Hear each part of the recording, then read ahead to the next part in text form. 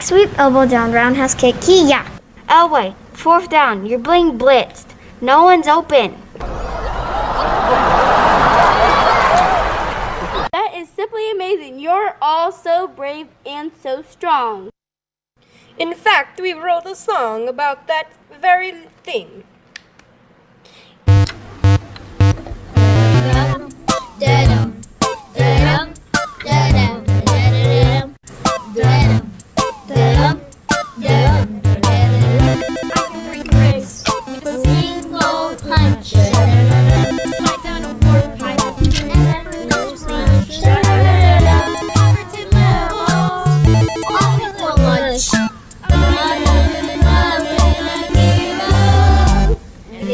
It's you, it's me, it's you. It's incredibly wonderful me. It's me.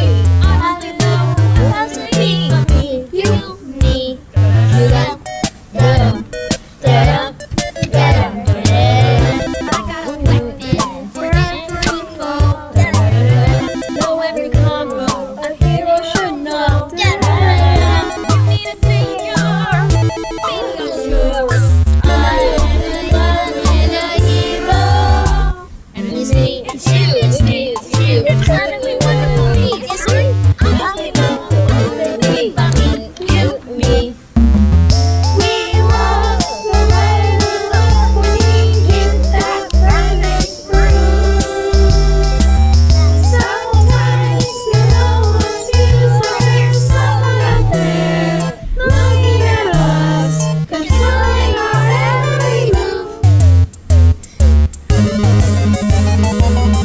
And now we ask you, look to your heart. This could be over if you do your part. Nothing can be a friend. I don't want to start. Don't wait to have another hero. So don't make us feel like this hero. All wrap your love in the hero. Like that.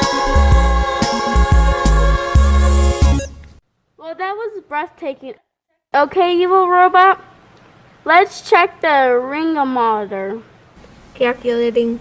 Still getting donations from Cloud Crown. Buffering.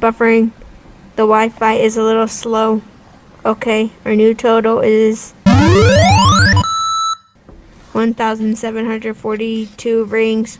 Well, thank you everyone who has donated so far. You know everyone is doing their part to help support our cause, especially Marco and Lorenzo's second cousin, twice removed, Giuseppe. He has been punching unlimited rings block since the start of the broadcast, and we continue nonstop until the end of our show. Giuseppe, how are you doing there? So far, so good. That's the spirit, Giuseppe. Keep up the fearless work. Okay, it's time for another commercial break. We'll be back with a surprise number from the villains, a word from our celebrity guest, and much more.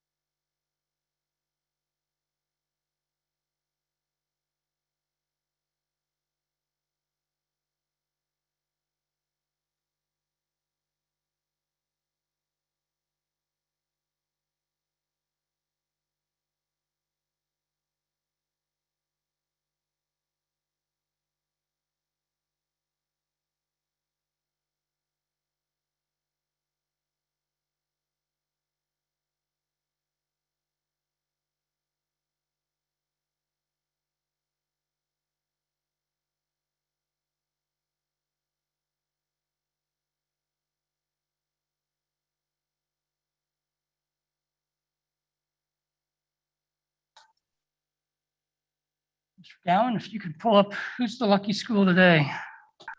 Scott, it's Cinco de Mayo was this week. So of course we have a Scott dual language scholar. We'll turn it over to our scholar and our principal from Scott. Good evening, ladies, gentlemen, board members, Dr. Anderson. We are super excited to have Brylan Strickland here with us to do the Pledge of Allegiance, and her mom, Brianne Strickland, who is one of our teachers at Scott.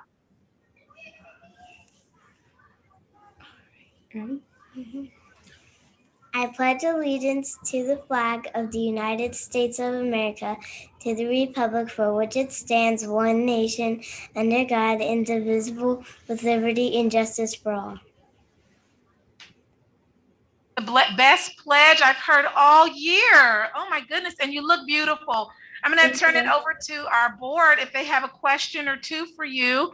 And I believe we might have had pictures from Dr. Mejia's school regarding Cinco de Mayo. And if we didn't, she might give just a quick second update of what occurred this week. But we'll turn it over first to our scholar and our board members. Brylan, you have a beautiful smile. Looks like you're Thank missing you. a tooth or two, though. Are you missing a tooth? And I love how first graders say the word indivisible because it's such a big word and you said it beautifully. So thank you so much for leading us in the Pledge of Allegiance. You're What do welcome. you want to be when you grow up? You know yet? Not yet. You're still thinking about becoming a teacher maybe, or an animal doctor? One of the two? Does anyone else have any questions for Brylan? I don't see any, but thank you so much for leading us in the Pledge of Allegiance. You're welcome. Great job, Bri. You did an amazing job. De nada. Ms. Strickland is the first grade teacher at Scott Dual Language. Those pictures that were just up on the screen were pictures of what occurred this week. Do you want to give a 30-second update, Dr. Mejia, on this week with Cinco de Mayo? I would love to. So our scholars celebrated Cinco de Mayo as one of the very important battles in Mexico. And so being that our school has most of our Hispanic students of Mexican descent, it's an important holiday to celebrate and to teach to the students what it is about. We celebrated from preschool who made piñatas, and all the way through, I understand fourth grade, they dressed in some representative attire from Mexico. A lot of kids were wearing their soccer jerseys representing Mexico. They had little stickers and tattoos everywhere to represent different things that speak of Mexico. And our third graders are doing an ABC countdown to the end of the year to promote, excitement, attendance, and keep the kids excited about being in school every day. And yesterday was C de Cinco de Mayo. So they worked on things that had to do with the letter C. Lots of excitement around, lots of color, and just a beautiful tradition to celebrate in our school. Thank you, Dr. Mejia, for your outstanding leadership and just for creating a culture of fun and excitement. Thank you. Thank you, Dr. Anderson.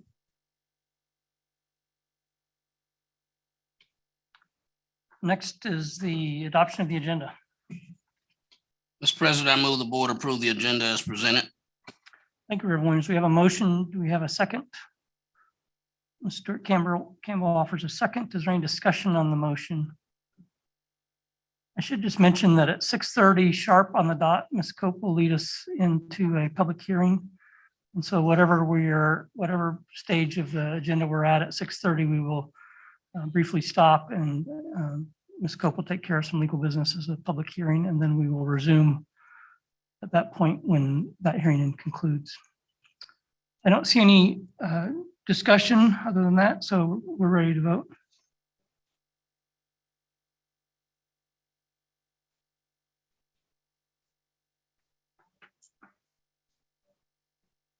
Thank you, Mrs. Lister. Next on the agenda is school highlights. Dr. Anderson, Our favorite first- part of the meeting. I was so excited. I almost spoke over our president. This is my favorite part of the board meeting for sure. So with that, we're going to talk about Stormont Vale. We are so fortunate we have Dr. Morell here, and we're really talking about TCAL partnerships and Stormont Vale internships. We just want to thank Dr. Carnegie, who's just been an innovator and a partner for us. So I'm going to turn it over to Dr. Morell, who will share a little bit, and turn it over to Dr. Carnegie and team regarding our health partnerships. Well, thank you, Dr. Anderson and members of the board. I just want to take a couple of minutes to talk about how this all started. It actually started with a tour of TCAL back in September of 2020. It was just a brief conversation with Dr. Carnegie about how we could partner for the benefit of our students and for the benefit of Stormont Vale Health. And so starting with that conversation and many Monday morning telephone calls and some emails back and forth, we got to the point where we had an internship or work-based learning experience paid for our students that started in January of 2021. And so we are really grateful to Stormont Vale, Dr. Carnegie and his team for what they have done for our students. We currently have 12 interns that are at Stormont Vale, and they are able to rotate among various departments and learn about the hospital campus. And so that started in January. We had another group that started in March, and we'll have another group that will start, I believe, in June. So again, thank you to everybody at Stormont Vale. With us tonight, of course, I think Dr. Carnegie is on, but if not, they're members of his team. I believe Carla is here. So Carla, if you might want to say a few things about the partnership. It's Carla Hedquist. We'll make sure I believe that Dr. Carnegie is on. Oh, good. Okay. And we'll pull up Dr. Carnegie so we can see him as well. Again, we thank him for his continued partnership. As you all know, he was instrumental for our vaccines and now for our just school to career pipeline. So we'll turn it over to Dr. Carnegie, and I believe Mr. Gowan is making sure he pulls him up on the screen. And we also have a certificate as well that we'll be honoring him with just specifically regarding internships.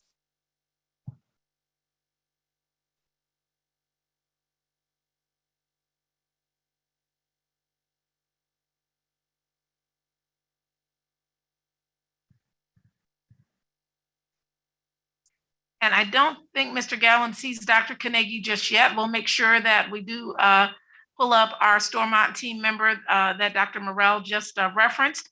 And as we bring up Ms. Hemquist, then if you continue to look for Dr. Carnegie, if we know he's on there, we'll make sure we bring him up as well. But we're going to turn it over to the board to ask any questions they may have in these few seconds we have to continue this highlight. Also, before we start, there's a student that is an intern. Allie Montague is with us this evening also, if you have some questions for a student. That'd be great if we could pull the student up.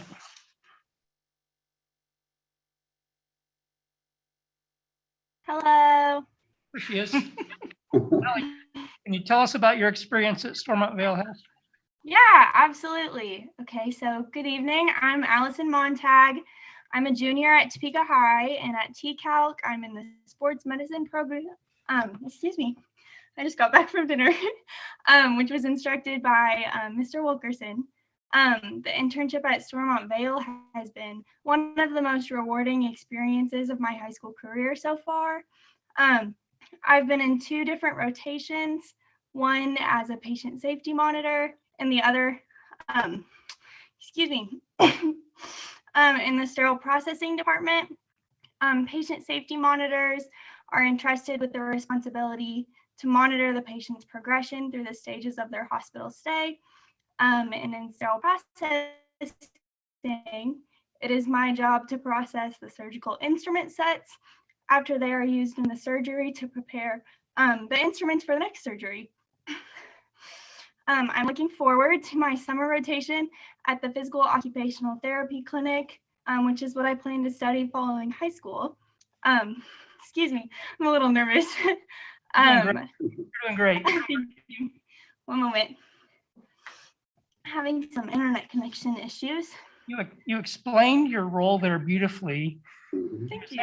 I could see her smile when you were talking because you had it down so well that you did your role, and so you're doing a great job.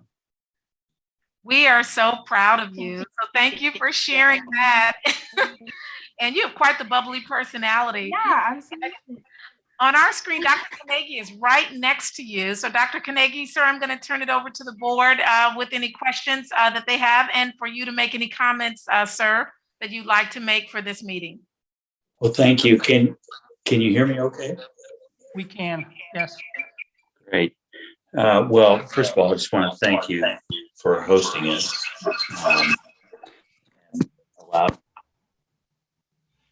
And we can't hear you now. I think we saw you on your iPad and we saw you on the cell phone. So I think the iPad might have gone dark. So if we turn back on the iPad, and you just have to love Zoom. Mr. President. Yes, ma'am. There we go. May I say something? And I think one of those will have to be muted, or you might hear some echoing. And I believe Ms. Boley might be making a comment to our student, and then we'll turn it back over to you, Dr. Carnegie. Okay. Allison, I see you're in a professional publication already. This is really nice. Your explanation about what you're doing in your internship is in. So wanted to congratulate you on being published already. You're already being recognized in a publication. So good for you. All right, and with Thank you. we'll turn it back over to Dr. Carnegie. Okay, we'll try again. Can you hear me okay? It's perfect. I'm sorry about the technology. It wouldn't let me unmute, and then everything was unmuted. So thanks again. Dr. Morell is absolutely right. This partnership started with a tour of TCALC. It is a beautiful facility. Just the facility itself and what you're doing there is remarkable and innovative in itself. And we believe that this partnership with TCALC is a win-win. It offers students a paid experience in healthcare, and it allows us to expand our pool of potential workers who have then had some experience. They've been trained, credentialed, and are eager to join the healthcare field. And it trains our local talent, our kids in our community, into a pipeline that is vital for us. And so I just believe this is a win for our community. It's a win for TCALC. It's a win for Stormont Vale, and most importantly, it's a win for these kids that are in the program. So thank you. And these kids that come through this program are our future medical professionals. And it's a pleasure and a privilege to be a part of the program. And we have a certificate for Stormont Vale, which we will deliver on Friday. And we again want to acknowledge you for the partnership, the internship, and the innovative thinking. We are the only district in this region with such a partnership leading directly to jobs. And it is because of your foresight and innovation, sir. I'm going to turn it back over to our board president. Mr. Munoz.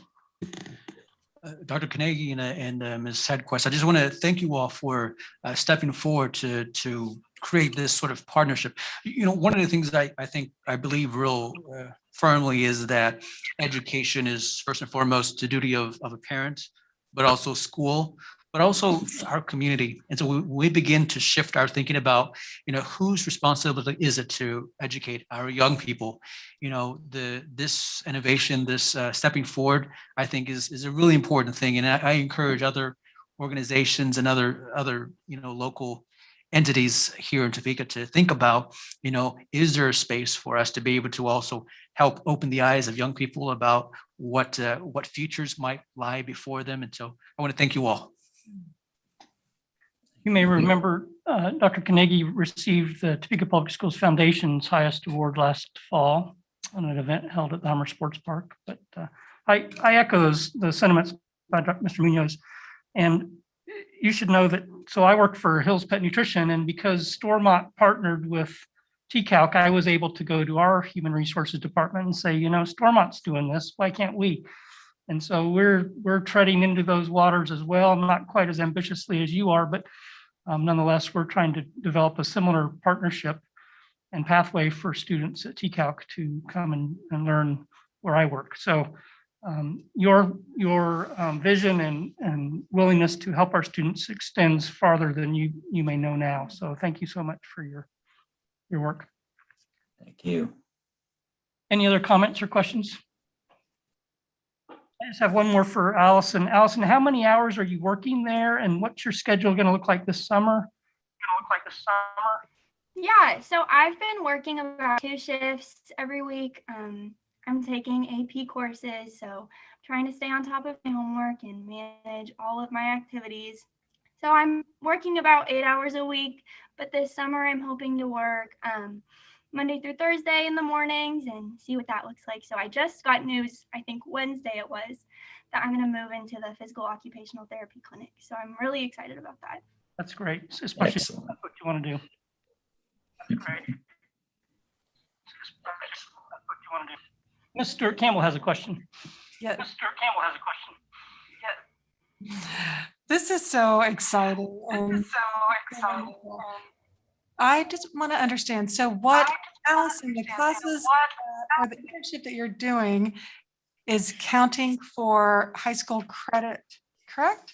So so you're working, it's a paid position, but you're also simultaneously receiving high school credit at TCalc. Is that right? And Allie, I think you are still muted, and Dr. Morell. Yes, there we go. Yeah, I do not believe that we are receiving high school credit. This is separate part-time job. I go to the Stormavale after school. So yeah. Okay, thank you. And then Dr. Morell, do you want to add anything to that?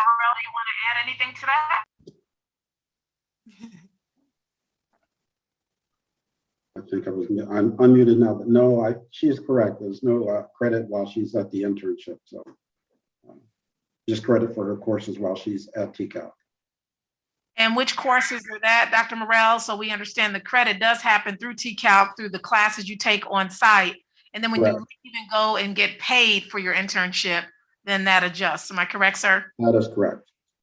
She's in the sports medicine pathway, so she gets 1.5 hours of credit for the semester. All right, thank you, Dr. Morell. And again, great job, Allie. We are so proud of you and your feature, as Ms. Bowley mentioned in the magazine.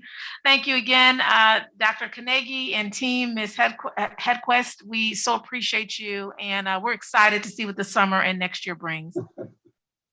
Thank you all. And thanks for the work you're doing. The education is the foundation of our community and a key part of that, and certainly a part of our kids' future. And so thank you for the work you, Dr. Anderson, do and the board do every day. I appreciate it greatly.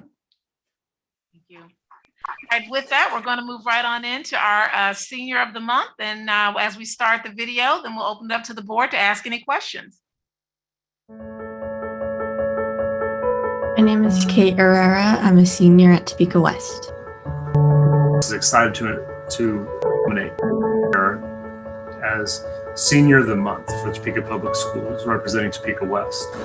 I'm a part of mainly thespians. I've been a part of every production since my freshman year, always in the technical side of props. And then I'm also in National Honor Society. That's a new one this year. I've been a part of Link Crew since my sophomore year, and just a bunch of little clubs like that are for fun. I always find it kind of interesting when the Senior of the Months are chosen, because sometimes they're the students that stand out in front of the crowd. And the interesting thing about Kate is that she really stands out in back of the crowd. And so one of the things that makes her really deserving of this particular award is the fact that she's been an integral part of our Topeka West Technical Theater for the past 4 years. And I've just had the privilege of working with her. Even though this year Kate has been fully remote student, she has found new and creative ways to engage and seeing not just as a challenge, but as an opportunity to overcome and find a new way to engage everybody in that environment. She's really left a legacy for us. And it's not just a physical legacy, but it's sort of a cultural legacy that we have been able to maintain within that theater too. After I leave Topeka West, I plan on going to K-State to get my bachelor's in interior design. While I'm at K-State, I do plan on continuing to join theater productions. But she is just so deserving of this, because sometimes the students in the back of the stage don't get quite as much reward as the ones in the front. But That's just who Kate is. So we're very proud of Kate as a Topeka West Charger and look forward to of her future.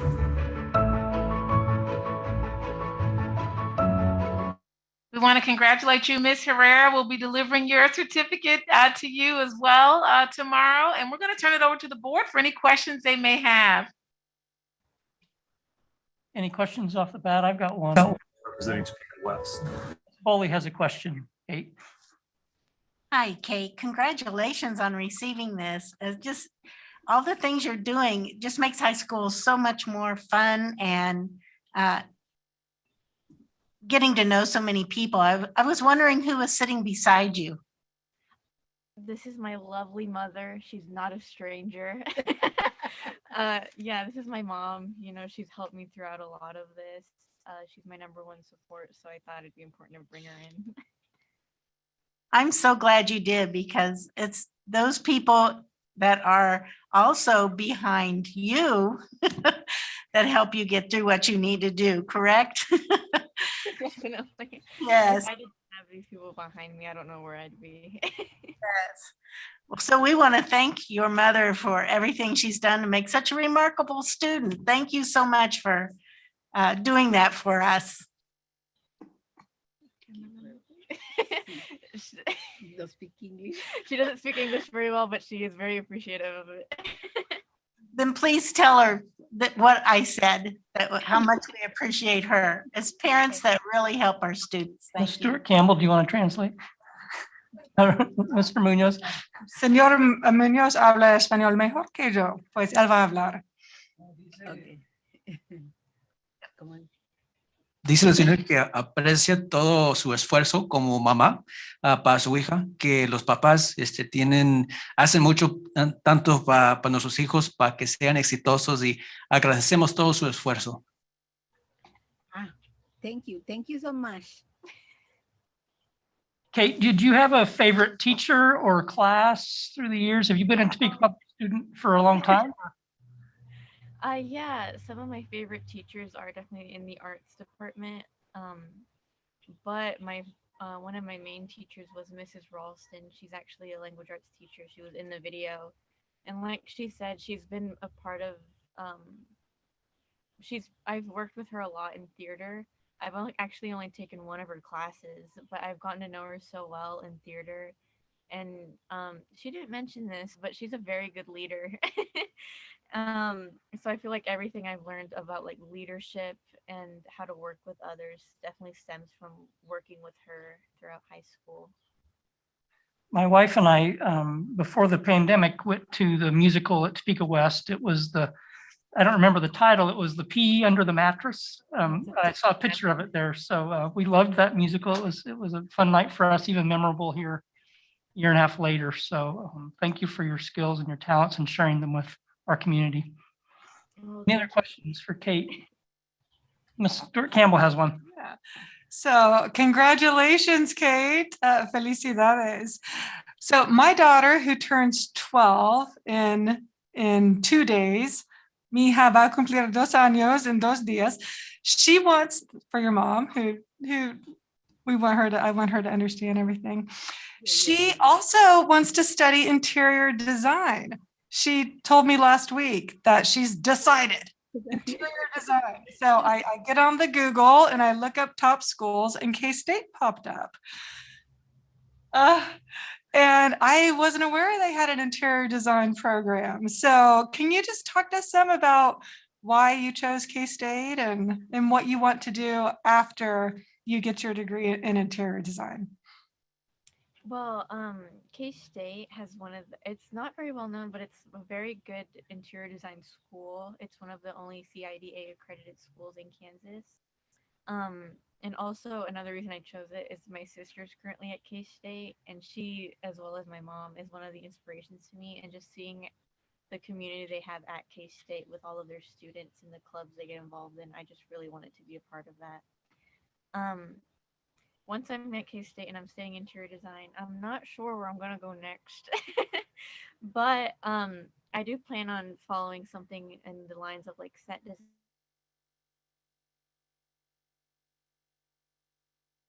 I think your audio went out just a little bit. I think it's on, you're not muted. So Ms. Herrera, you want to finish that sentence and see if we can hear you? Make sure we can't hear you. Oh, I'm back. Hear you now. The last thing we heard you say was post-graduation, perhaps something with like set design. Yeah. I probably get into set design, whether that be in live theater or in film, or I just get into like furniture and product design in general and just see where that takes me. Congratulations on this well-deserved honor. You're a delightful young student. I can tell just by sharing a few moments with you, and congratulations and good luck at K-State next year. Thank you so much. We are so incredibly proud of you. And it is most important who they select as the last senior, because hundreds could have been selected and they selected you. So it really speaks to your to your leadership and how you stand out. So again, congratulations. We'll deliver you your certificate tomorrow. And I believe the principal has a gift for you. It is 6:29. It's our principal on the screen to share that gift, Mr. Kathy. Yes, I am here. And Kate, I handed that to you earlier this afternoon. So if you still have that, feel free to open it this time.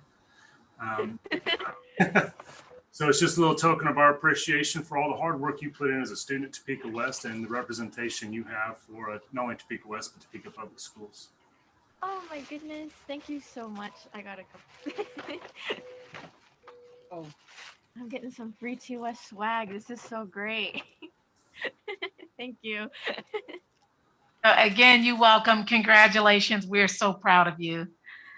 All right. So as we move from that and we say go Chargers, we will transition to our hearing and we'll turn this over to Mrs. Cope. I think we'll have a hearing first or a motion first. Mr. President, I move that we recess the meeting until the conclusion of the school closure hearing that is scheduled to begin at 6:30 p.m. Thank you, Reverend Williams. We have a motion to recess the meeting until after the hearing, and Dr. Lonebrake offers a second. Is there any more discussion? Okay, we're ready to vote.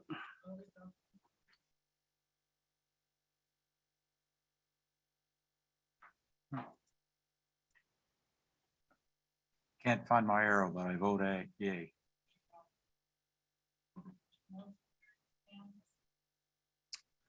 Ms. Cope.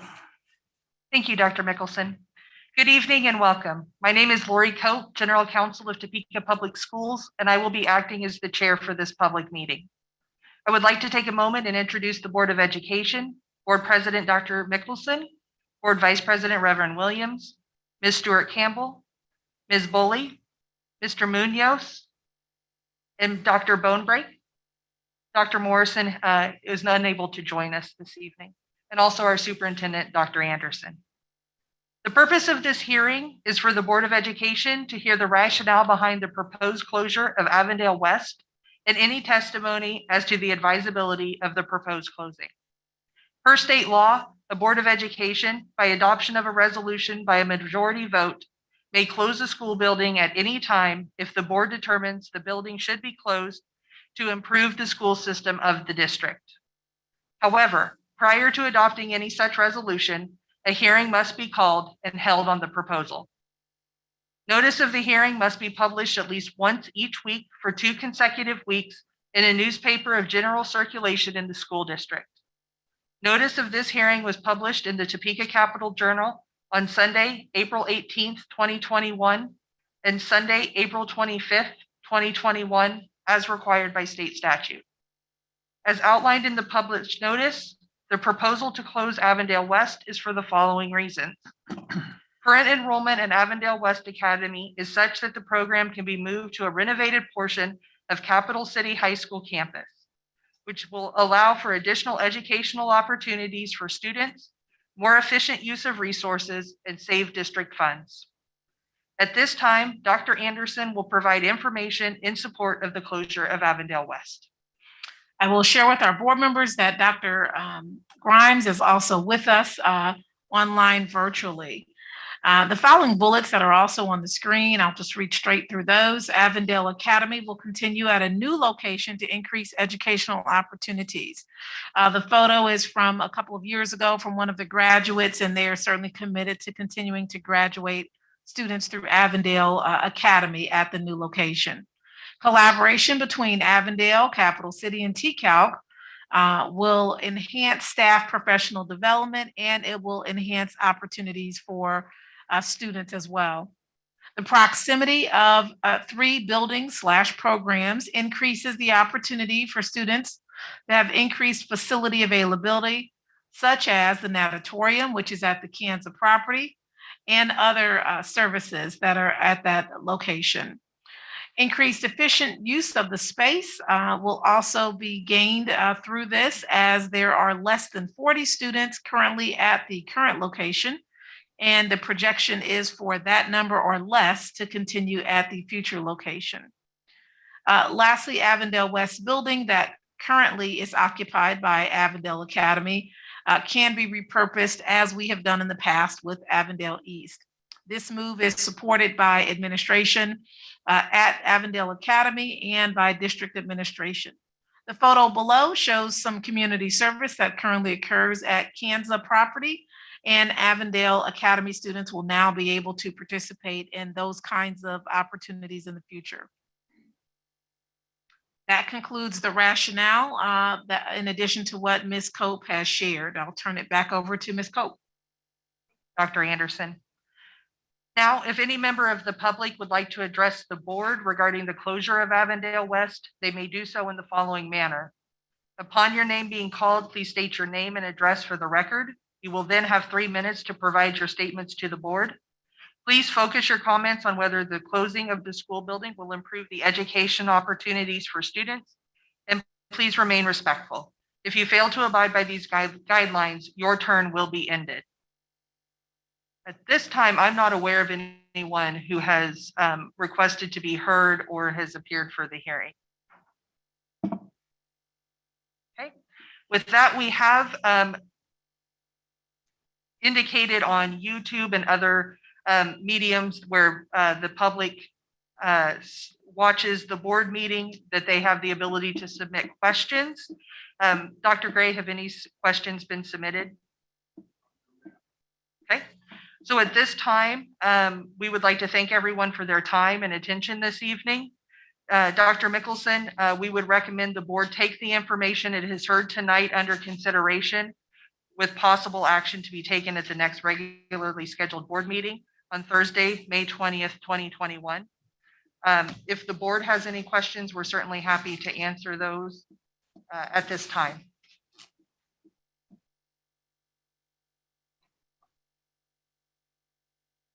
Okay.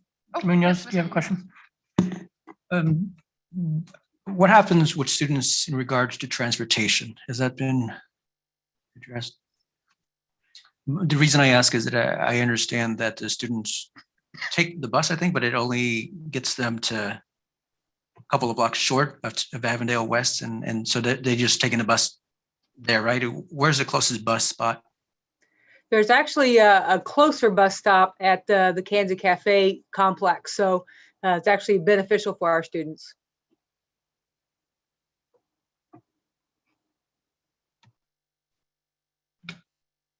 Are there other questions for Ms. Cope or Dr. Grimes?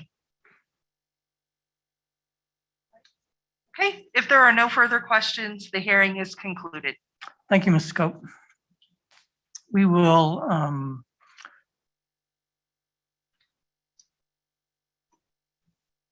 entertain a motion. Do we need a motion to resume the meeting, or are we good to go? Go ahead, just like you would after executive session. Okay. So next on the agenda is recognition of Lillian Thornton. We are so excited about Ms. Thornton, and her gifted teacher is joining us, Ms. Schaefer, and Mrs. Morrissey has asked that Ms. Schaefer share a comment or two. Ms. Thornton is on with us, and she will share, you have a write-up, but she will share a little bit about the Questbridge College Prep Scholar, Ms. Lillian Thornton, who was selected as the Questbridge College Prep Scholar. So I'm going to turn it over to Ms. Schaefer And to Ms. Thornton for the board to listen a little bit and then entertain questions. So as Dr. Anderson stated, I'm Ms. Schaefer. I'm Lillian's gifted facilitator at Topeka High. And Lillian is a junior. She has always been a top student at the school and always looks for opportunities to further her education. So when we were shut down as far as not being in the physical building in the winter, we kind of started the process of what she could do to prepare for college. And one program that came to mind was QuestBridge. QuestBridge is a program for students who are low income and very high achieving. And it is a college match program. It's very selective. And there is a program for juniors that is the College Prep Scholars Program. So Lillian basically went through the whole college application process, writing essays, getting letters of recommendation, and essentially doing all the things that she needed to do to apply to college. The types of schools that use QuestBridge are schools like Harvard, Yale, Washington University in St. Louis, some really selective institutions. So she went through that process and applied and was one of 3,900 selected across the country as a college prep scholar of over 15,000 applicants. That application will carry over into the fall, and she is now 5 times more likely to be selected as a college or as a QuestBridge finalist and be matched with a school for a full ride for all 4 years at whatever school picks her. She also has the opportunity to attend an invitation-only conference in May with the colleges that are part of the QuestBridge program. And then she may get picked for additional prizes, is maybe not the right word, but they offer things like camps for like sleepaway camps at the colleges, although with COVID, those are virtual. They also have like laptop computers and that types of thing that they give away. So it's a really important honor, and Lillian really put in the work to become a college prep scholar. I'm really proud of her. Thank you, Ms. Schaefer. We love your smile, Ms. Thornton. So as we celebrate you this evening, equally impressive, she is Topeka's first qualifier for National Speech and Debate Competition. And she, well, I can't give your ACT score, but you can. It's extremely high. So I'm going to turn it over to our board to ask you any questions about this prestigious honor and your future ahead. Anyone have any questions for Lillian off the top? Go ahead, Mr. Munoz. So tell us about what was the process like? Or what work did you have to do, and how did you feel about once it was over?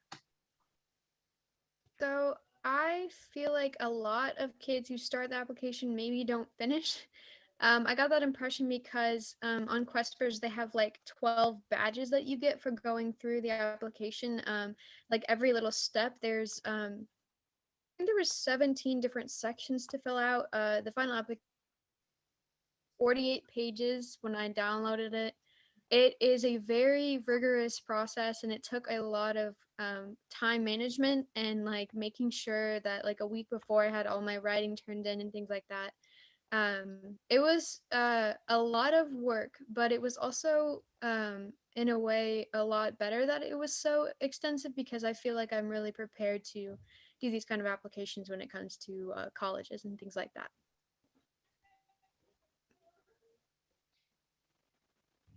So now that you've got all of that hard work in place and are going to be able to do this QuestBridge, what happens next? What will you be doing with this scholarship, and what does that look like?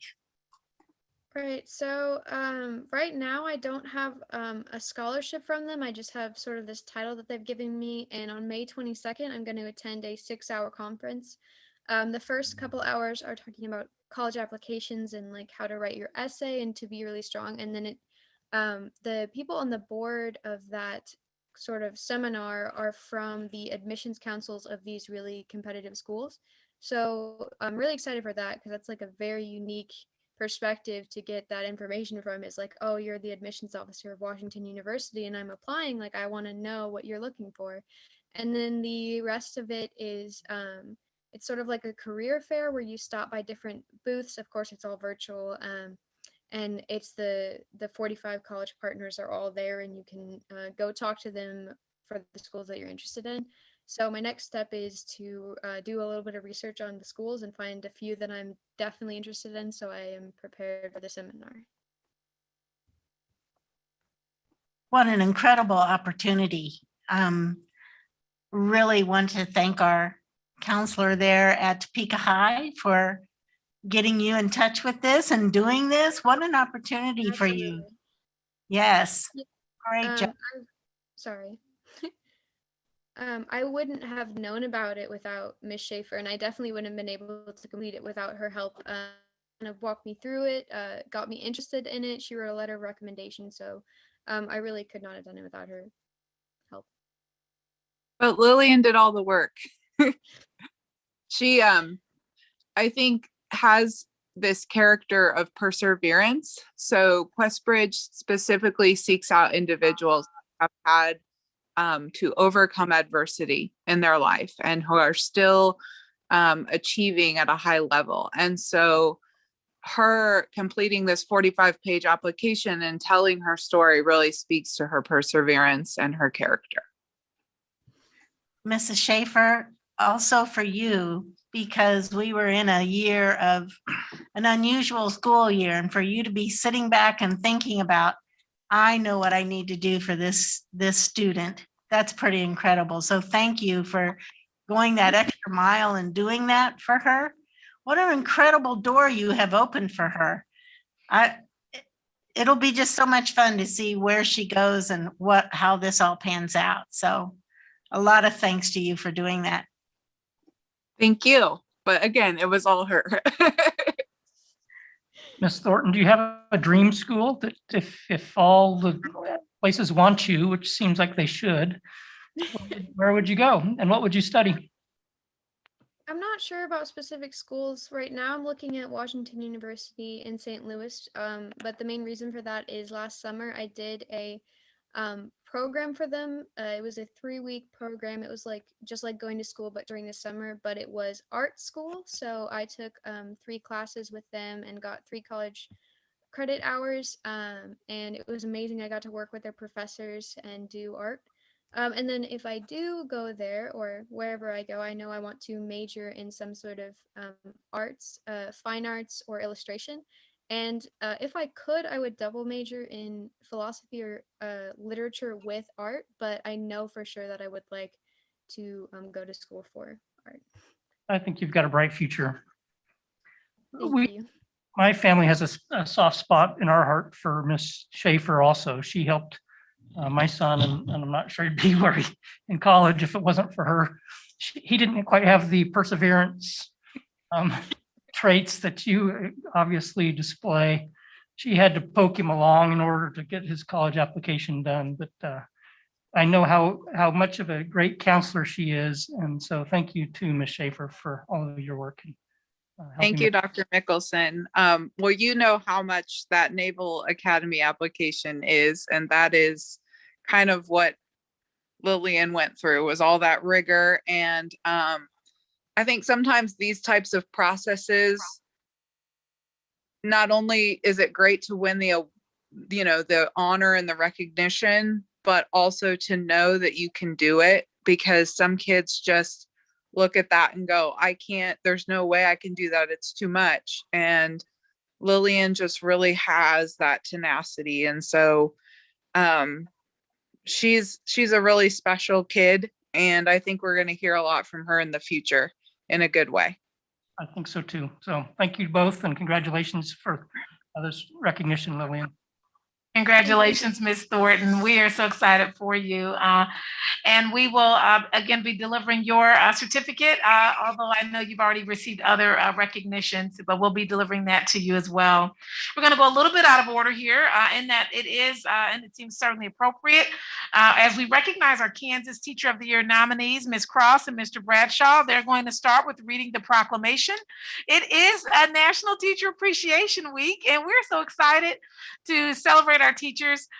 So they, along with our KNEA president, will be reading, Mr. Bolacek will be reading the proclamation. So we'll turn it over to them and pull up that proclamation. And I believe they've already divided it in advance. And so, and Ms. Cross, I see you have a little one back there. So we're going to turn it over to the three of them. And then from there, we'll acknowledge our Teachers of the Year finalists. Proclamation of Topeka Unified School District number 501, Teacher Appreciation Week, May 3rd through the 7th, 2021. Whereas Topeka Public Schools is proud to join other school districts and education organizations across the country in celebrating Teacher Appreciation Week, May 3 through the 7th, and National Teacher Day on May 4th, and whereas Teacher Appreciation Week is one of our most important observances because it brings attention to the teaching profession, which is worthy of honor and praise. And whereas success in Topeka Public Schools begins in the classroom, and our teachers are the people who inspire students every day and instill a lifelong love for learning. And whereas our teachers are a dynamic force in the learning process and consistently exhibit their steadfast commitment to students through their willingness to give of their time, their energy, talents, and resources. And whereas we recognize that all educators play a significant role in the vitality and economic prosperity of our community because they are the people responsible for shaping our future. Now, therefore, be it resolved that Topeka Public Schools Unified School District number 501, Topeka, Kansas, does proclaim May 3 through 7, 2021 as Teacher Appreciation Week. And be it further resolved that a copy of this proclamation be included in the minutes of the Board of Education meeting, May 6, 2021. In witness whereof, we, the staff of Topeka Unified School District number 501, do hereby affix the signature of our board president and the official seal of the Board of Education this 6th day of May, 2021. Thank you all for reading the proclamation and for all that you do as exceptional teachers. Ms. Cross is an awesome, well, they call them Awesome, a preschool teacher at Ross, and she is one of the finalists that was the Kansas Teacher of the Year. Mr. Bradshaw is exceptional in all that he does at Topeka High. And Mr. Bradshaw is the band director at Topeka High. And if you were out yesterday and saw the lawn, he had music for the entire community, and his students played incredibly well for those that were able to go to that. And so I'm going to turn it over to the board to ask any questions of Ms. Cross or Mr. Bradshaw, as they have both been acknowledged as the Kansas Teacher of the Year finalists.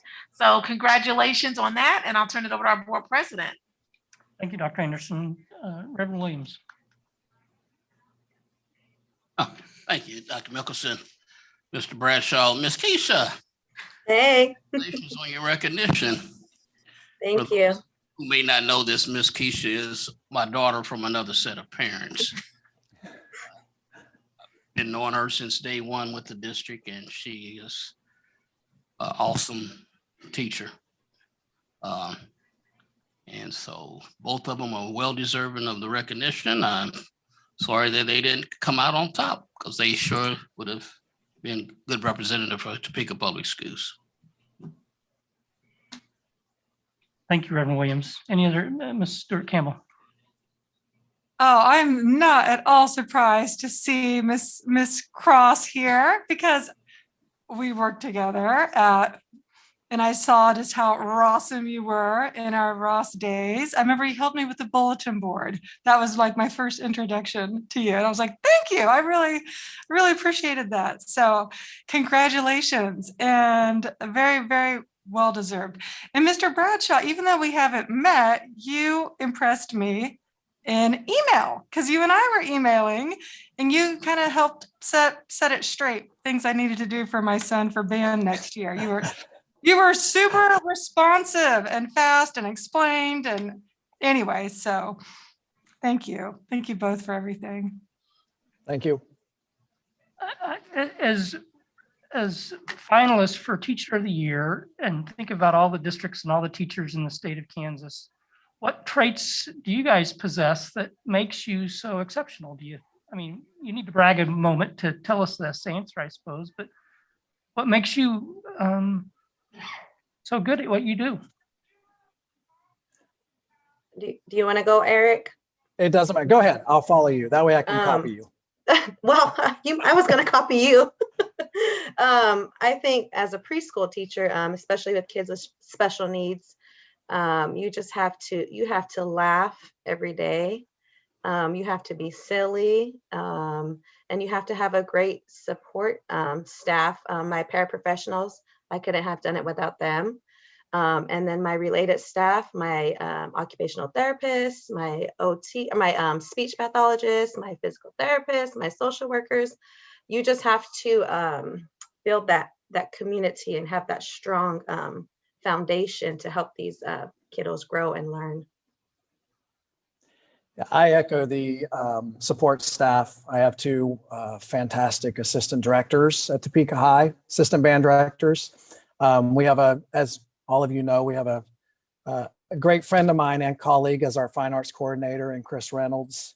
And then of course the administration and such at Topeka High has always been supportive since I've moved to this district. I'm not from the area, but this is my 5th year at Topeka High School. And I think for me, the one thing I try to always be with the high school students is I just try to be honest with them. And there's days I'm probably not their favorite, but I think in the end, they know that I am looking out for them and I'll do whatever I can for them. And when I'm needed, they know that they can count on me. At least I hope that's what I've always tried to be honest. And sometimes it comes across as being a little brutal, but sometimes the world can be that way. Tough love, I guess, is what we would call it. So. Well, thank you for your service to our district and to our students. It's obvious that this recognition is well deserved. So congratulations. Thank you.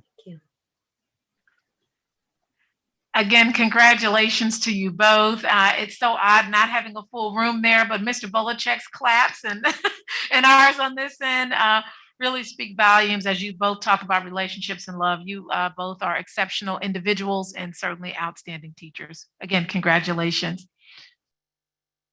As we transition to our next group of awardees, and we have our final 2 group of awardees, we're honoring our district staff with 25 years of service. Their names are on the screen. Normally they would be here and they would be standing at this time.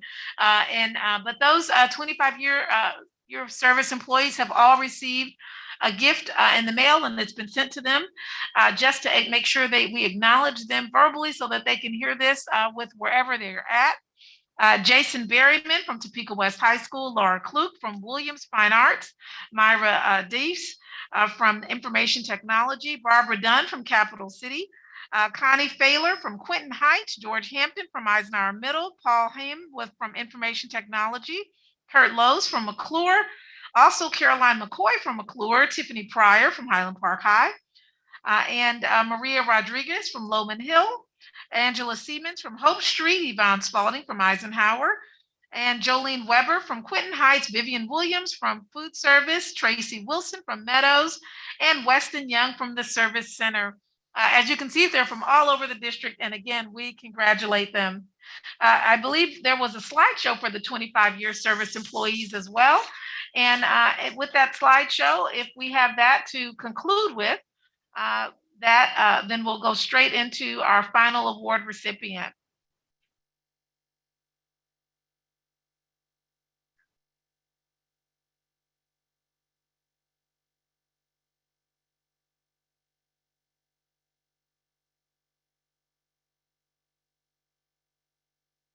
We can't hear the music in the background.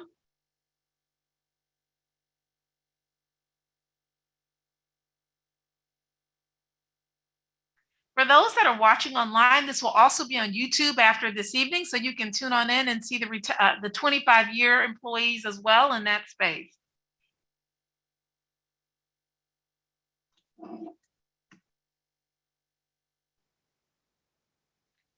Mr. Gallen, I would not want to be in his shoes. He's like the DJ of technology. So thank you for DJing.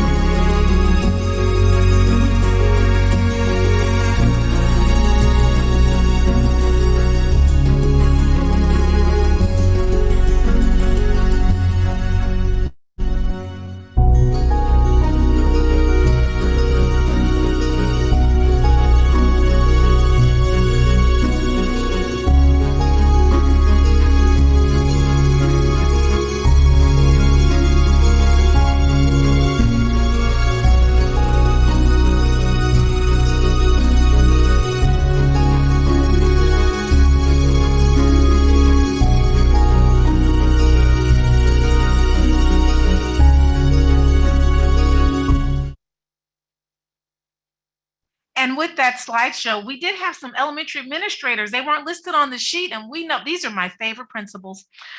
Miss Norton, who actually is at the board meeting this evening. And so she's also listening in. Miss Norton, thank you for your 25 years of service. Miss Norton is currently at Stout. Miss Cooney, who's at McCarter.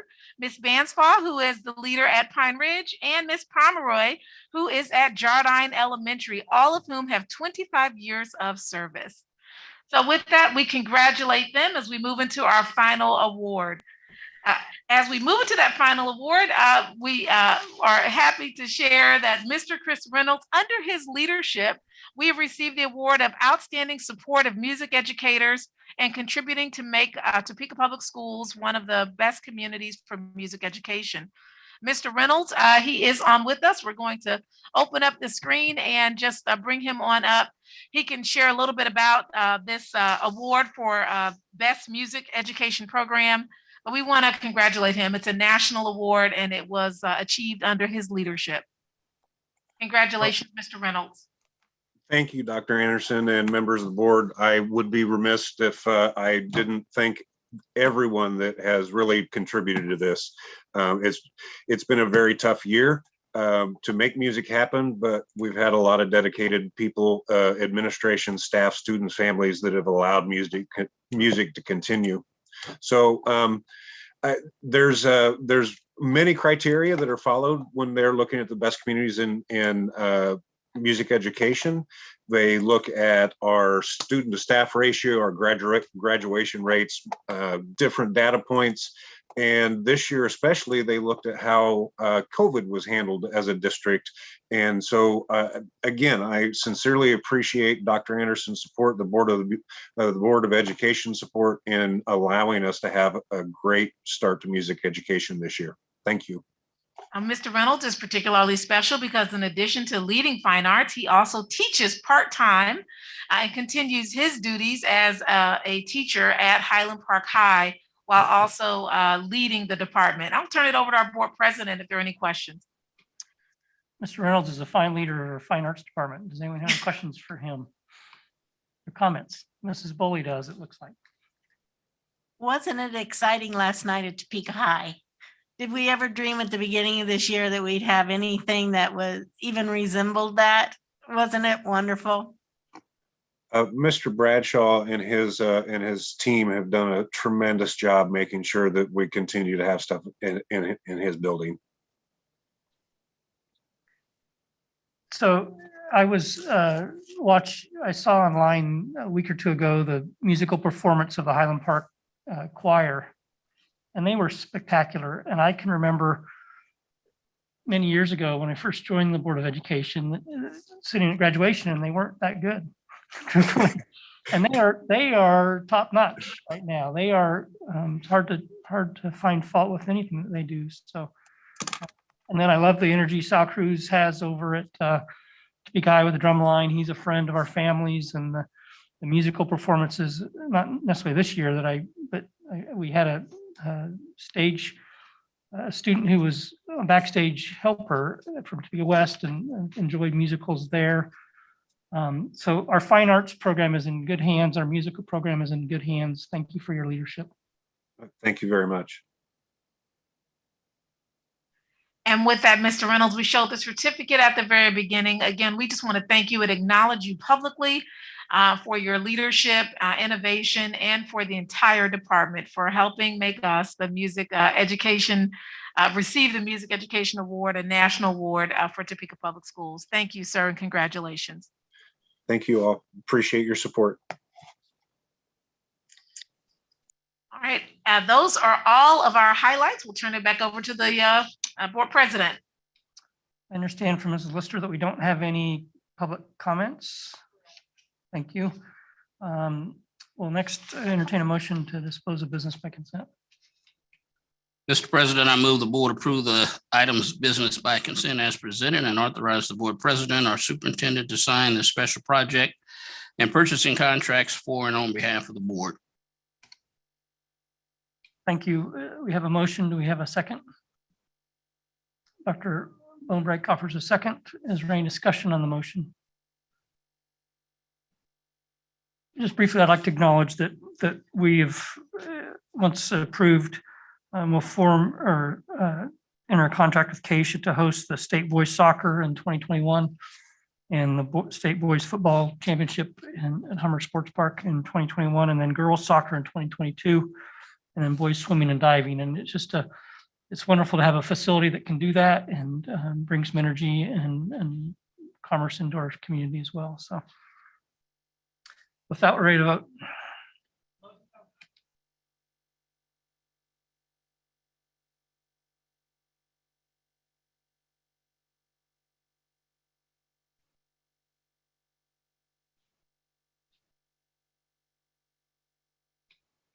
Thank you, Mrs. Lister. Next on the agenda is superintendent's update. The very first update is the consent agenda that you just approved allowed us to have approved our partnership with Washburn University. It is the only one of its kind in this region. Our students will now be able to, in their junior year in high school, go straight to Washburn University after they complete a college admissions application. We have some funding already reserved and in place for those young people. And for that funding, the grant funding that's already in place or private donations that are already in place, we will be able to fund for a student to attend Washburn for their junior year. All classes will be at Washburn University and in their senior year, and they will graduate with an associate's degree in liberal arts along with their high school diploma. The very first student has already expressed interest, and Washburn is meeting with us on that application. Their committee and ours will approve that student, and that student will be ready to start college in August, which is really exciting once they get through the final part of the process. So moving forward in Topeka, any junior or senior that meets the qualifications will be able to go directly to college and take all of their classes at Washburn University. We thank them for that partnership. That's the very first update because it was in the consent, and I know they are also listening in. The next update is really about extended school year. We will have offerings in June and in July, and Ms. Wallace will take you through those offerings and what that looks like. I'll turn it over to Ms. Wallace. Good evening. We have a lot of programming going on this summer. So we have our Native American summer program that will be happening at Landon. It starts on June 14th. High school credit recovery. It starts June 7th, but actually seniors can start as soon as they graduate on May 22nd and return that Monday to start some credit recovery. Special education extended school year, which we've had annually, starts at Meadows. We have a United Way preschool program that runs at Williams Elementary. Williams will also be one of the locations for the academic enrichment program as well. Head Start, both Sheldon and Pine Ridge will be offering support at Shaner and Pine Ridge. There's some construction happening at Sheldon, so Sheldon will be located at Shaner. And then we also have our summer music program. This year it will run 6th through 8th grade. And we're splitting it out so that we can still use some COVID safety protocols. So band is at Topeka West. Highland Park will host strings and choir at Topeka High School. We have high school camps that will happen as they traditionally have, band camps, debate camp. And then we have our larger program for summer enrichment camps that will and have traditionally happened over the last 3 to 4 years at Topeka High, TCALC, and Landon. And then we are adding that extended school year academic enrichment, and those locations will be at Scott, Williams, Ross, and possibly Robinson, depending on the number of middle school students who enroll. So we really do have something that's spanning the entire summer, and we are excited to be able to offer transportation for the academic enrichment camps, and that's being made available through our ESSER dollars. Food service will be at all of these sites for the students. Some of those locations are open meal sites, and those like Landon and Topeka West, we will provide service or food service to the students who are there on campus. And then we're also providing counseling and social work opportunities, as well as field trips. So learning loss includes many of those arts and physical activities that we were not allowed to do this year during the school year. So we're very excited to be able to offer those things. And then Ms. Ritter is on, and if you would be interested in seeing the website for the summer enrichment, it is on the 3rd slide, Mr. Gowan. We'll go to the website. That allows for parents to sign up online, which is how they have been signing up in the past. Normally an assistant principal or admin intern is someone that we've selected to help run summer school, gives them great practice to really lead and run that in multiple sites. I started with Real McCoy when we first started summer school, and then Miss Ritter took it over from Real McCoy. And this summer, it'll be Miss Ritter in her final year of the summer programming, in addition to our assistant principal from State Street, will be shadowing her to continue that for a couple of years. We'll turn it back over to Ms. Wallace on the summer website, and then turn it to the board for any questions. Okay, Ms. Ritter, Mr. Gowan will kind of walk you through showing the website to the board. Okay, good evening, everyone. So our website, we have worked really hard to kind of streamline and make it very accessible for families and easy to follow. You'll notice on the very first homepage, there's links to the registration form immediately. And then if you scroll down just a little bit, there's a couple different options for finding the right class for your child. You can search by week if you know a specific week that you're going to be available for classes or taking some of our special opportunities. You can click by week, in person and virtual. Mr. Gowan, if you want to click on just that first week one. So the great thing is once they click on this, there again is the in-person registration form for them to click on. And then what I love that we've done this year is break it down by grade level. If you want to click on just first grade, so a parent can come right here and immediately see everything that's offered for their first grade student. Should be very easy to find and access, and everything has a quick description of it so that they know what their student might enjoy doing. And it goes pre-K through 8. Nope, 12. I'm sorry, pre-K through 12 on every one of these. And then if you scroll back up to the top, the other option along the very top of the screen is also in-person, virtual. So there's kind of 2 different ways they can access the information. But every little link that you click will take you to a registration form and all the different listings of opportunities. We'll turn this back over to the board. Thank you, Ms. Ritter. And so this year we're offering in-person summer experiences and virtual summer experiences. I'll turn it over to the board president with any questions, and then we'll give our final updates that we have. Dr. Bonebrick. What hours of the day are these summer opportunities? Our summer program will run from 8 to 11:30. So students can be dropped off at 7:30 for breakfast. Class will start at 8. It will dismiss at 11:30 for lunch if they choose, and then they will be done.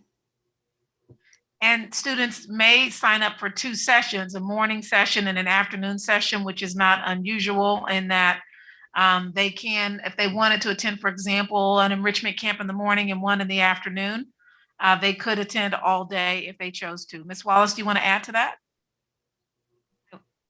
I would just add that we do have some camps that have some different hours. For example, Native American summer camp will go till 2 o'clock every day. So, and also some of the credit recovery at the high school will go later into mid-afternoon too, as an option for kids. So the times really vary greatly between all the programs. What is the deadline to register? June 4th. And I would say June 4th for the academic extended enrichment opportunities, because we're providing transportation and we need to be able to schedule busing. The other ones will go until the first day that the camp starts. I was on the website this week, and I also think it's a wonderful website, easy to navigate. I was intrigued by, I forget which grade, it was probably 10 or 11th grade I was looking at, and there was an opportunity for kids to virtually examine colleges. I assume it's virtual, maybe it's in person, but both. Yeah, so that intrigued me. I thought that's a wonderful opportunity for kids to go as in a group in a comfortable setting and go visit surrounding colleges and universities. So the website was wonderful. Thank you. Mrs. Boley. So how easy is it for parents to understand which classes will have the transportation and which do not? We have had a few parents who have called, and we've been able to help them personally. But of the families that have already enrolled, it's really only been a couple. And then we went in and Ms. Ritter restated that in almost every place you go. It will tell you that transportation is provided for the 3-week extended opportunity. And is that also true at the high school, or do they have bus passes still, or what's their transportation? So we've been very fortunate that the Topeka Metro has kids ride free every summer. And so starting as soon as school is out at the end of May, usually through August, we have kids ride free. So anyone 18 and younger can ride for free. And field trips will be virtual and correct. Real? Yes. There will be opportunity for both. Great. Looks like a great opportunity for families, and I really like the website. It looks great. Yeah, I wanted to comment. I was very excited about this when I first learned about it in our newsletter. And so got my children together, grade 6, grade 8, and to decide what they wanted to do. And so there's so many choices. Theater, woodworking. I think that one's called Birds, Bats, and Butterflies, something like that, where they will come home with like a butterfly house or a bird house. Forensic science, baking. Yeah, they're both going to do baking. My son was not happy about the hairnet, but I'm like, just deal with the hairnet. So, but anyway, I think this is great that we're doing this. So thank you. And a question. Oh, also Miss Ritter has been very responsive. I've been one of those parents like emailing, what about this? So I just need some clarification about preschool. So now I'm thinking about the migrant families I work with. Does a child have to have been enrolled in a 501 preschool in order to, but they live within TPS boundaries? Do they have to currently be enrolled in a preschool in order to attend? So let's say I have a 5-year-old who's going to start kindergarten next year, but is not in preschool right now. No, as long as they are in our boundaries of Topeka Public Schools, they are welcome to join us. Thank you. And also, how low are we going? Like 4? Well, preschool 5? would be, there are some 3 and 4-year-olds. So with the Head Start preschool program that they're running, it will go as young as 3-year-olds okay. and incoming 3-year-olds. And then at the academic enrichment sites for preschool, it will go as low as 4 years old. Okay, got it. Thank you. So we are excited that we're providing enrichment, but also the academic component. Math and English are really the focuses of the academic component. And so students who are not successful right now, they're being recommended and asked to continue to attend during the summer programming. And that's really being embraced. Ms. Wallace was sharing many of our families have signed up for the academic components as well. That can be taken throughout the day. So we're excited about that. Of course, our preschool kindergarten, that is the focus, teaching literacy in those areas to get them started. So, but if you're someone who doesn't need that, but just wants to have counseling, college, enrichment, other kinds of opportunities, those are still offered this year as well. We just need parents to go on and sign up. And we're excited about the summer experiences ahead in both June and in July. Are there any other questions from Ms. Wallace as we give our final update for this evening? We want to thank Ms. Ritter for her hard work behind the scenes and Ms. Wallace, and again, our next assistant principal who gets the opportunity to run summer school will be the assistant principal at State Street next year, and she's shadowing this year.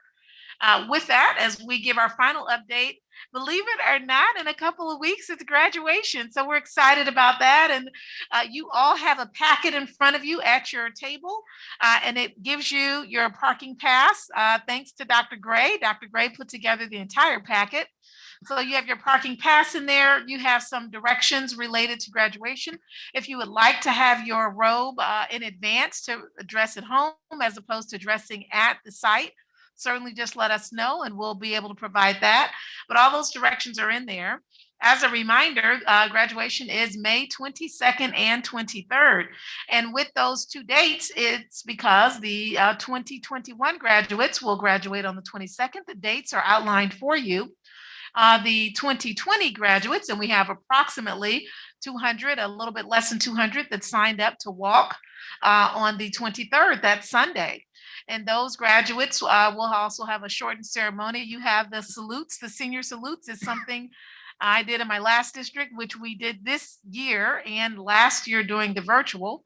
So they have another memory keepsake to take with them that they'll get at the ceremony. We are still having a virtual ceremony. There's some people that are on quarantine or just don't want to come to an in-person. And at the end of the day, isn't it wonderful just to have a video, even if you went through the in-person, just to keep?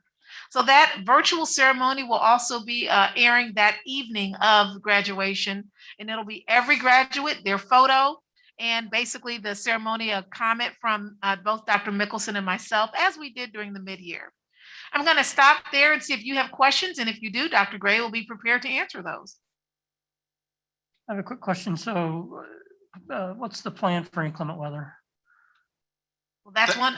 Will you be prepared to answer that, or do you want me to answer that? Go ahead, Dr. Anderson. All right, so if it rains on that Saturday, then the ceremony will happen on that Sunday. And for the Sunday graduates, those families have already been told that that ceremony would happen that evening. Again, with less than 200 graduates, you could literally have a ceremony at 5 or 6 p.m., and that would not be an issue. So we could fit them all in on the same day if we wanted to on Saturday, but we wanted to keep 2 distinct different days. If it rains on Sunday, again, early in the day, we can have it in the evening, and at worst, it would be Monday evening if we needed to do that.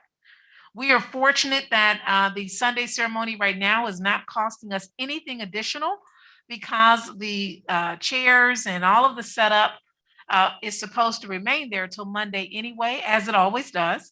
So we're just capitalizing on the equipment and materials, the flowers that we already have from Saturday. So we're going to try to stick with having both on Sunday if there was inclement weather on Saturday. And then, so just so I'm understanding this right, the Topeka West graduation starts at 9:30 on Saturday, and we're supposed to be there no later than 9. Is that correct? That is correct. Is that correct? That is correct. And then the same on Sunday, we should be there 30 minutes ahead of the start. Is that? And due to the pandemic, normally you come a little bit earlier, but due to the pandemic, rather than being there waiting around in a hospitality room, coming 30 minutes in advance is perfectly fine. And if you're someone that wants to just wait in your car and just let us know you're there, that's fine as well. Okay. Are there any other questions? Last year, we didn't get to do this. That's the highlight of the season. So, and it's still going to be safe, but a little bit distant, but I think it'll be a wonderful event. So thank you for your planning.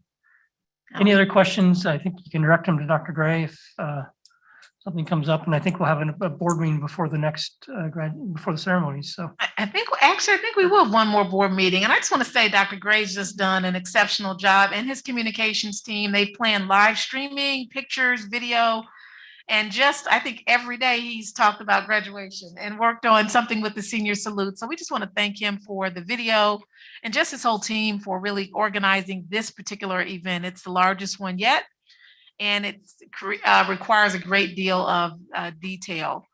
Representing Topeka Public Schools, we do have some students in Topeka that previously attended one of the tech schools. So Wichita Technical Institute is here in Topeka. Their graduation is Friday. I am the speaker at that graduation. So we're excited about being at, I believe it's TPAC, but we're excited about congratulating students who graduated 2 years ago who are now finishing at Wichita Technical Institute. And so I'm excited about that 7 p.m. ceremony Friday night. Are there any more questions for us? Those are all of our updates at this time, and we'll turn it back over to the board president. thank you, Dr. Anderson. Next on the agenda is an action item, but it's really a discussion item also. So Ms. Lister sent out an email a week or so ago. We have a board meeting scheduled for June the 3rd, and that is also the date for the Topeka Public Schools Foundation Golf Tournament. I know Mrs. Bully came in, hurried in last year in her golf outfit after you know, 7 under, I think, score on the golf course. And so the proposal is, or the discussion is, to see if we want to delay the start of the meeting on June the 3rd by 30 minutes to start at 6 p.m. rather than 5:30 in case there are people who want to participate in the golf tournament. Are there people that want to participate? I see a few shaking heads, so. You're not going to golf this year, Ms. Ball? Those people are a lot better than I am. It was a little humiliating, so I'm going to leave it to Mr. Munoz to bring some reputation back to the board. Well, I think that would be a nice gesture if we could delay the meeting 30 minutes and just give you a little chance to not be so rushed, if that makes sense to everybody. So we'll We need a motion. We do need a motion. Reverend Williams, do you have? Mr. President, I move the board approve the proposed start time for the June 3rd, 2021 meeting as presented, which I believe is 6 o'clock, correct? That's correct. So we have a motion. Dr. Bonebrake offers a second. Is there any further discussion on this motion? Mr. Munoz. The only thing I have to add is I really hope a couple of you decide to join me, so it won't be so sad. You won't see me on the golf course. I know that. He's going to golf. All right, we're ready to vote.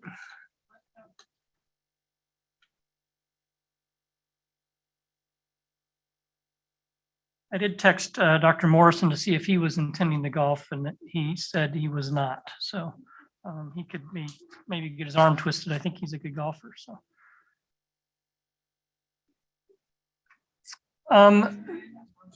Oh, I'm sorry. Thank you, Ms. Lister. The other discussion item is instructional resource adoption. I think Mrs. Wallace, is that yours? Yes, and Miss Leslie Nelson is also online. She is our consulting teacher for secondary social studies, and we are requesting the adoption and purchase of some new resources for world language, honors world language for 6th grade, U.S. government, AP U.S. government, and African American history right now. We will be bringing back to you later a request for Asian American studies resources. That was just approved at the last board meeting, and so they have started reviewing materials.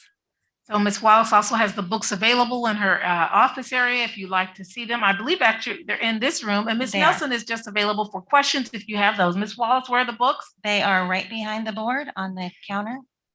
So you can take a look at them if you'd like. And Ms. Nelson is here to answer any questions about the process and or any of the books. Now, if you'd like an online, which that was inquired about, an online link, Ms. Wallace can send you that and we'll set that up for you. We'll turn it back over to the board president if there are any questions that you have about the course adoptions moving forward. So, Ms. Nelson, what is the process in determining a book selection, and can you walk us through that, please? Sure. So I selected teachers from my CNA, my curriculum and assessment team, and then I did pull in a few extra teachers from various schools so that all schools were represented on the team.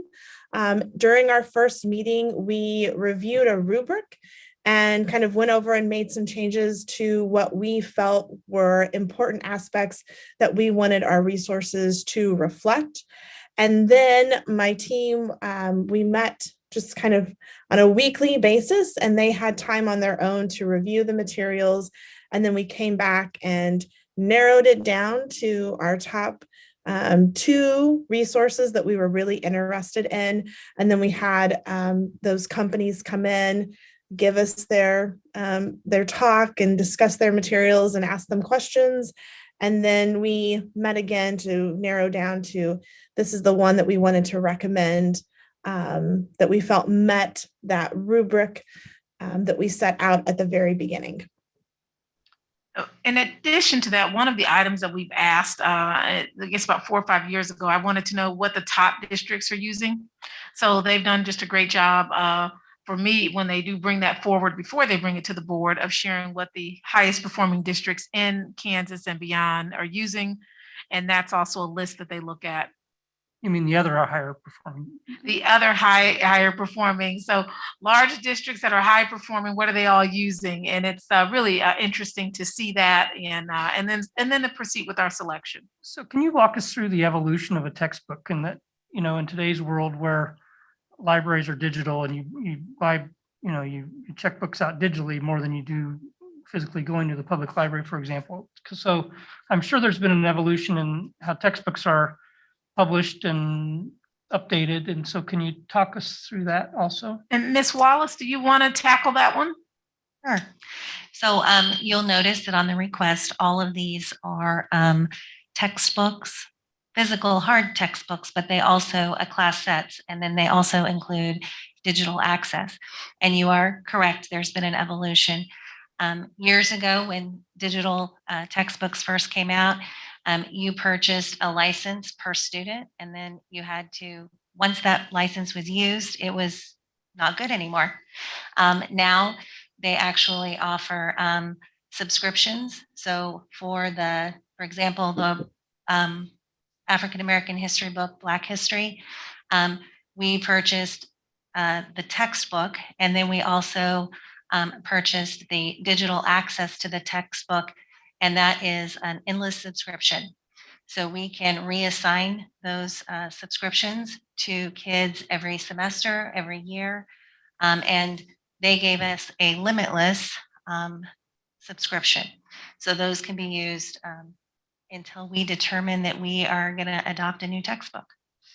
So does the student who's enrolled in African American history, for example, do they get a physical textbook and access to the same textbook online? And then So no, they would have digital access to the textbook, and then there would be a classroom set of textbooks in the classroom, so that when they're in class, they can reference them and use them.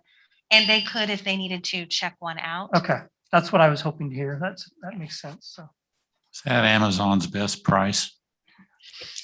It is straight from the publisher's best price.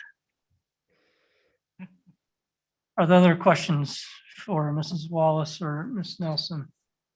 Mrs. Boley? Well, first off, I'm looking at the Black History textbook. Can I get online and read this? This is really fascinating. Absolutely, we can get you an online access. A little bit about that textbook. It is written by a former superintendent and a former middle school social studies teacher. And they are also coming out this next year with elementary and middle school resources as well. And so we will follow that down into the lower grades. That is the hope, yes. And I don't understand, like, do we still have textbook costs when we enroll students, and what does that entail, and what does that really, what do parents actually get for that fee if there is still one? So there is a textbook rental fee, but also know that if you are on free and reduced status, that includes textbooks. So those are reduced or free as well. So it's really general fund dollars that we put into an account for textbooks. And that includes that digital access to textbooks, and then the classroom set and having that opportunity to have that in class.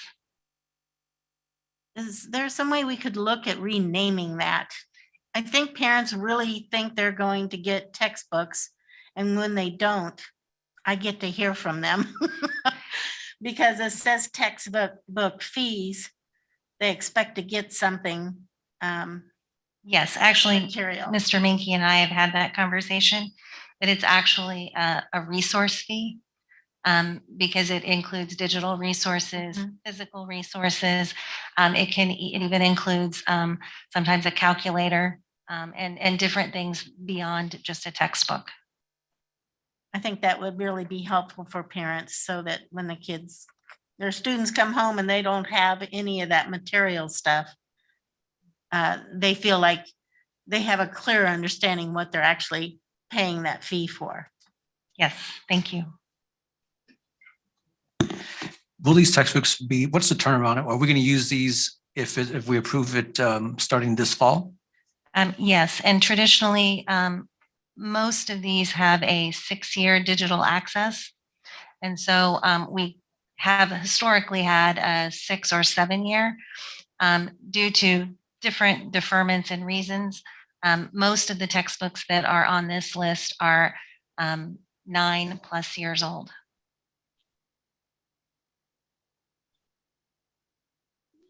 I noticed when I was looking at the documents on the board docs, that it said adoption for 2012 through 2013. Yeah.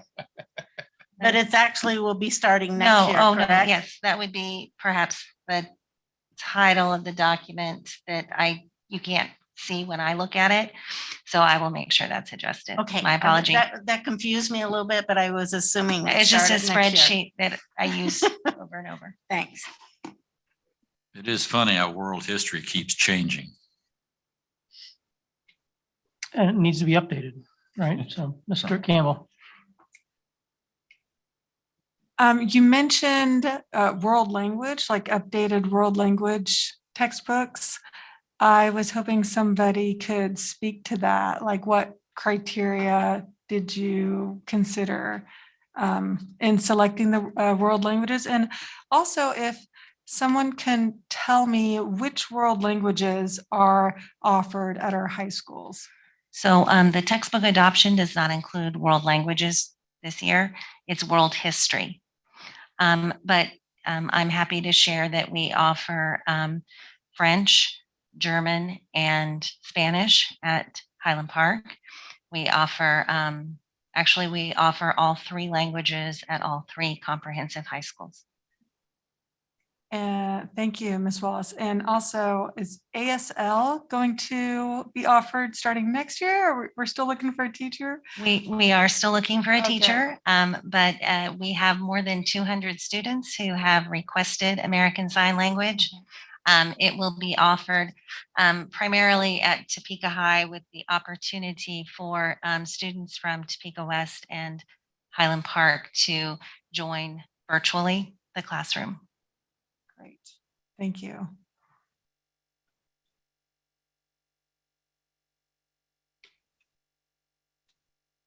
Okay, thank you, Mrs. Wallace.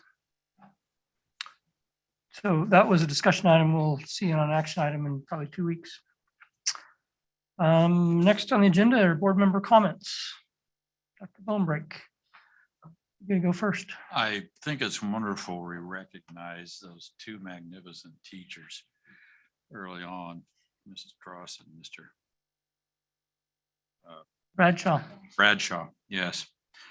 I wish we could offer to all our wonderful teachers, though, Laurel and hearty handshake. That's all. Thank you. Mr. Munoz. Once again, I want to congratulate Kate Herrera on being a Senior of the Month, as well as Lillian Thornton on her accomplishment with the Questbridge College Preps Scholar, as well as to those teachers or staff who completed 25 years of service. That's a really big deal, and we appreciate those who have been part of USD 501 for so many years. For Teacher Appreciation Week, I visited Williams Magnet School, and that was one I've never been to before. I drive by too many times without stopping, and so I wanted to reach out, and I met with Principal Keegan, and I really enjoyed my time getting to know it. The layout is almost exactly like where my kids go at Scott, but obviously a completely different school with a different focus, and so I enjoyed my time there.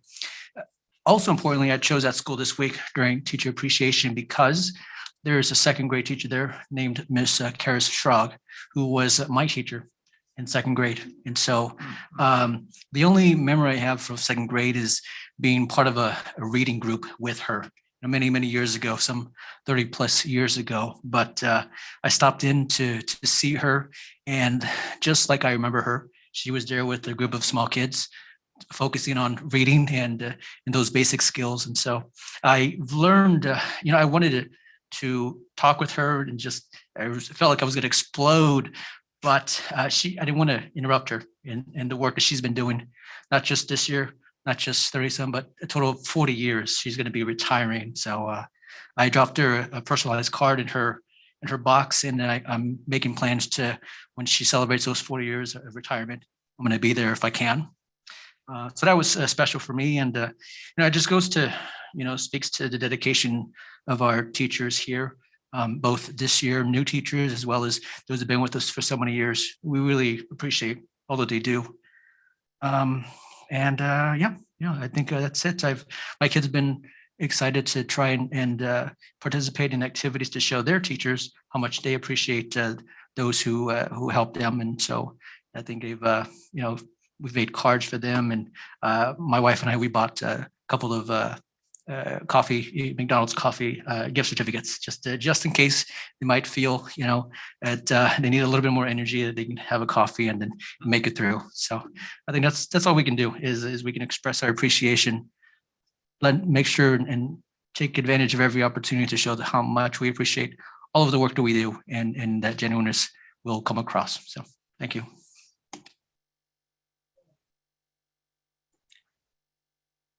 I wanted to first start with thanking Dr. Gray for his COVID communicator. He has now retired it, but it was such a guiding force for us during this year.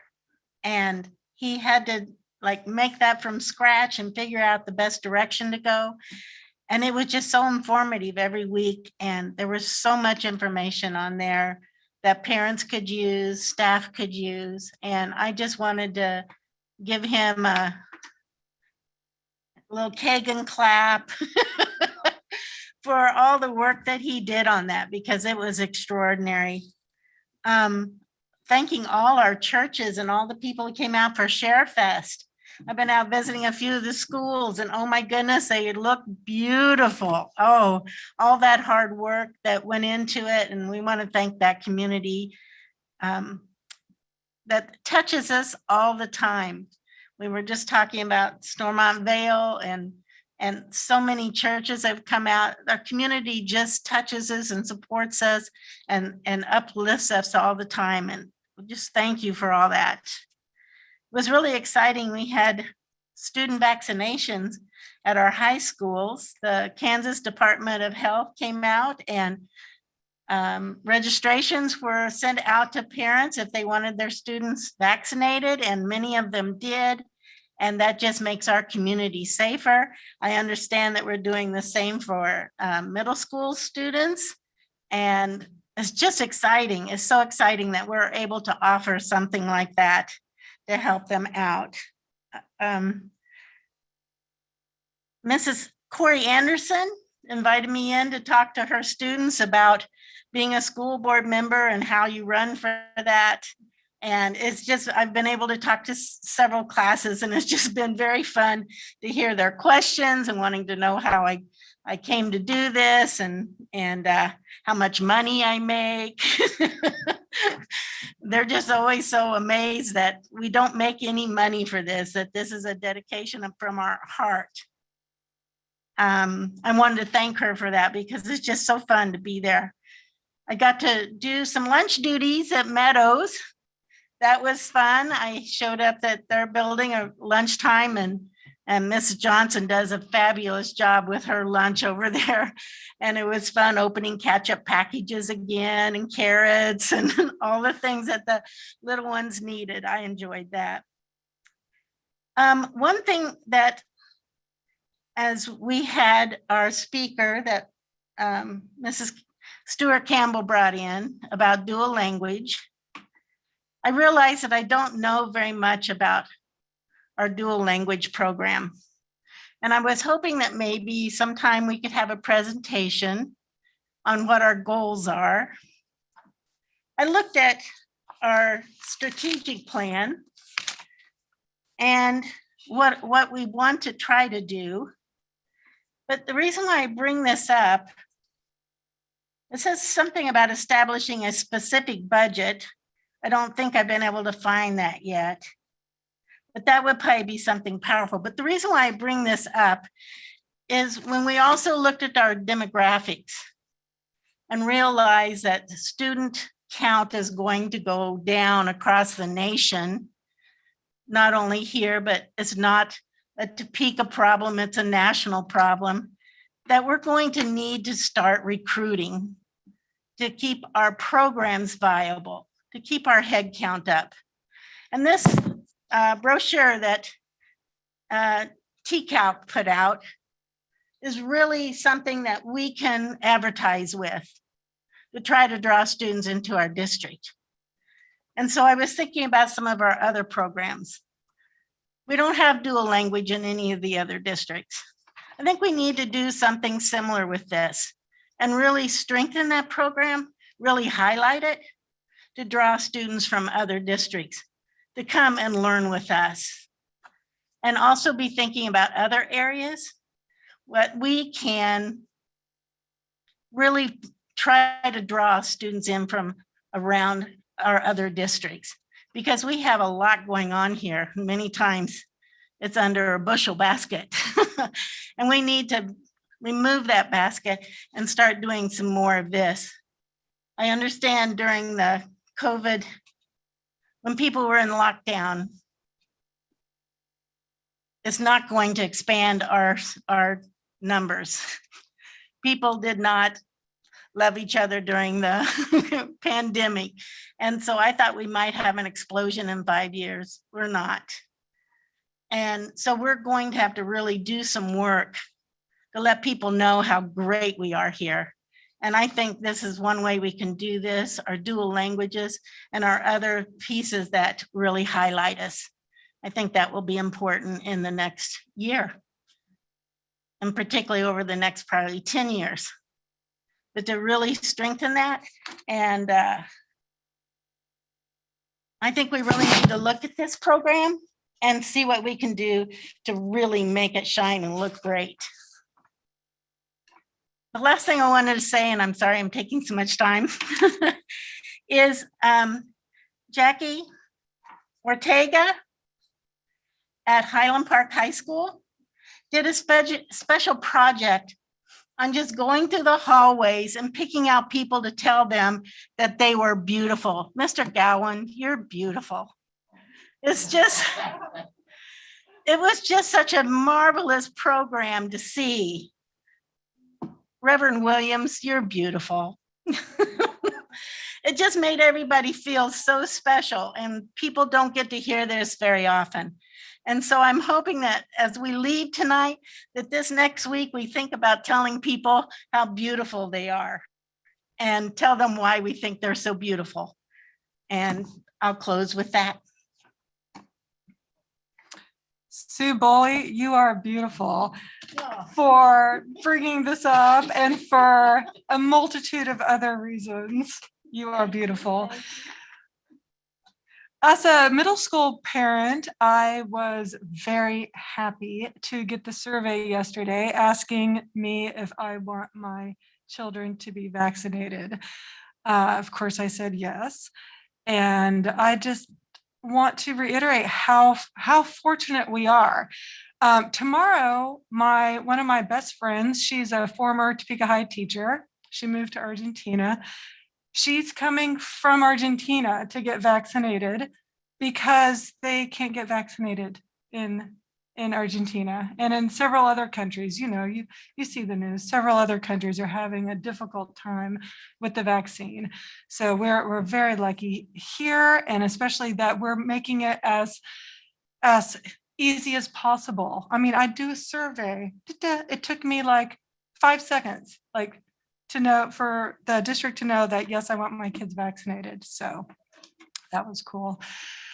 I also wanted to say, since the last board meeting, I have visited Jardine Middle School and also Landon Middle School, and the people are doing a great job with the masks and the distancing still. And it was just, both environments were calm. Like, I saw learning happening, and just really, really good schools.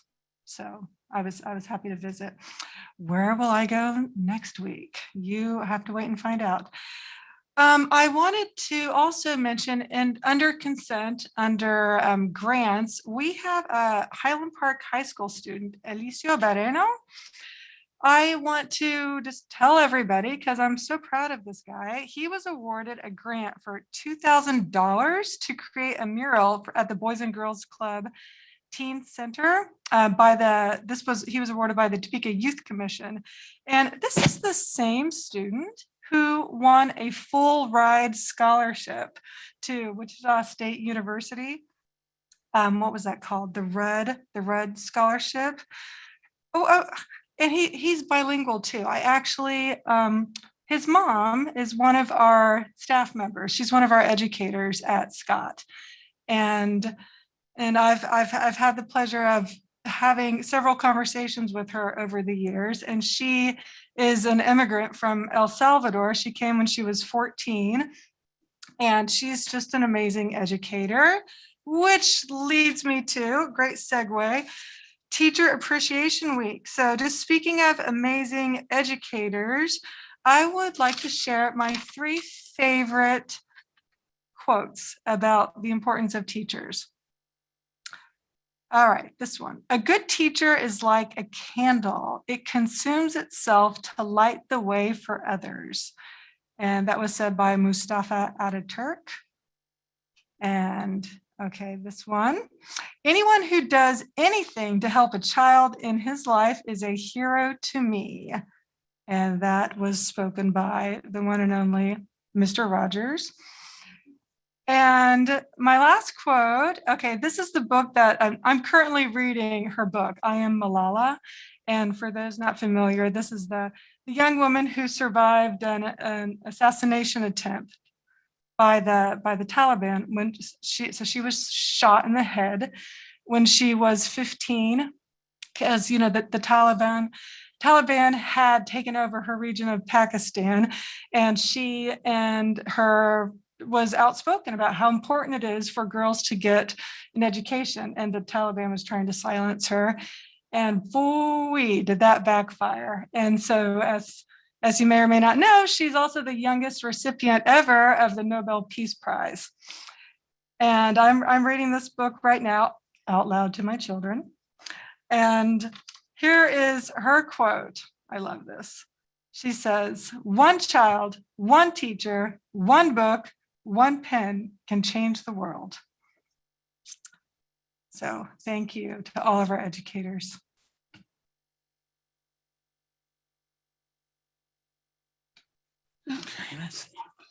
A week ago today, I went to K-State with the 27 of Topeka High School's JAG students, along with Miss Teresa Canty, for a college.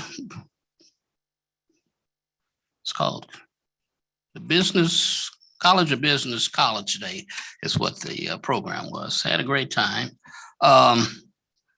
And got to meet the Manhattan High School component. And so our students got to interact with their students, which I thought was pretty good. Also, on Monday, I visited Topeka West High School. And then the highlight of my week was yesterday at the Juvenile Detention Center. I was able to attend and participate in a graduation ceremony. And a young man who at one point didn't think he was going to reach that milestone.